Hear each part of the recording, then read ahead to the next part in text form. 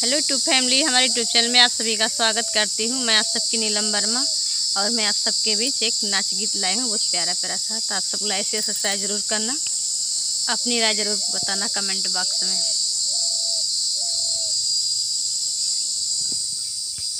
लड़ी गे नजरिया दरोगवा से, हमारी लड़ी गे नजरिया दरोगवा से।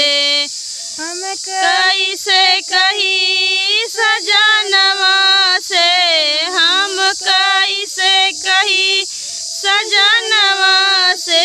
हम लड़ी गे नजरिया दरोगवा से, लड़ी गे नजरिया दरोगवा से।